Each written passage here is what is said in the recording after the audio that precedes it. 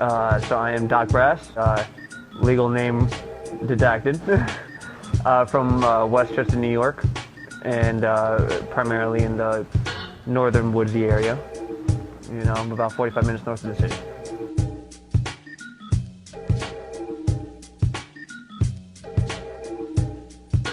So I am a finger drummer. I use an MPC 2500 to sample vinyl, and then I make more old school 90s golden era style boom bap with a modern swing when it comes down to jazz samples and things of that nature. So what I do is I'll find different parts of a song to sample out into one line, into one melody, and then I will play drums live to it behind the background instead of using drum loops like some producers will use. I'll use kick samples, snare samples, and, you know, hats, and love the tambourine, and I just put them, and I play drums live to the samples that I create. The culture of hip-hop in general, which is overcoming negativity with positivity, is a huge motivation. But everyone goes over negativity in their life, and the way that they overcome it is, you know, a product of what makes you.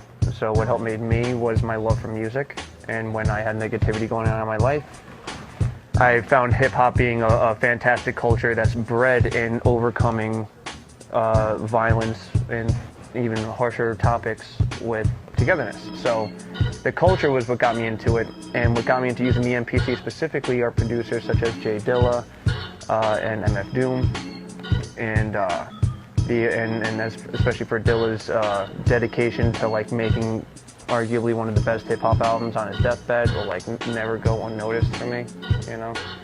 So that's kind of how I ended up getting into it. This can only be the work of Dr. B.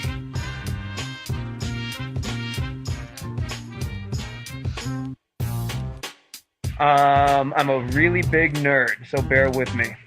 Okay, there's a 1930s pulp hero in comics called Doc Savage, the Man of Bronze.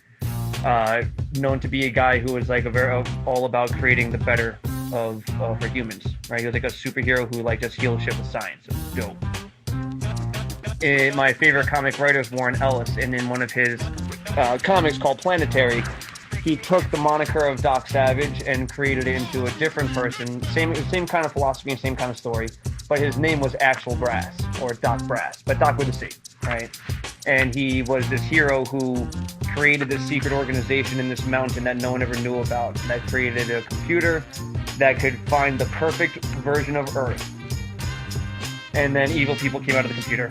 Comic book things happened, things went down, and then he pretty much, because he could live forever and not have to eat or die, sat there with decrepit legs defending this thing forever.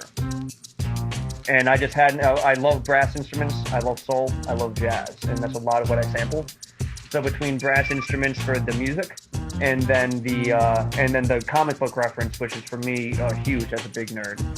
It's a multi-level comic reference from Doc Savage to Planetary to Warren Ellis comics and all that kind of fun stuff. My goal is to be self-productive in music, where I know that what I make is enough to survive myself, but not live in excess. 50% of all the money I make is set aside to be put towards urban youth programs and things that can actually help people.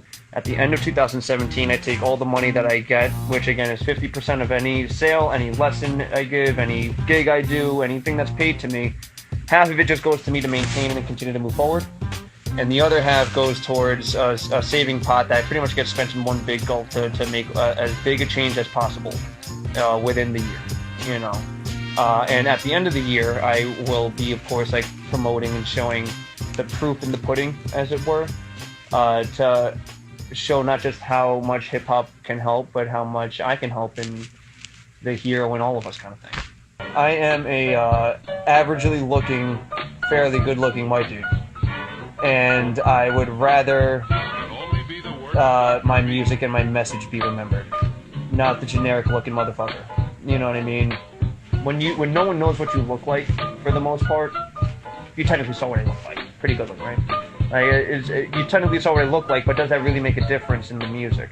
You know, when does it make you move differently based off of what color my skin is? Does it make you move differently based off of my sex or anything like that? It shouldn't. You know what I mean? So to me, the mask is just a representation of, don't let this be what you look for when you listen to the music. Look for the name, the sound and the mission. When you hear DokBrass, you should know what it is that I'm trying to do, not what it is that I look like. That should be the farthest thing from what is important.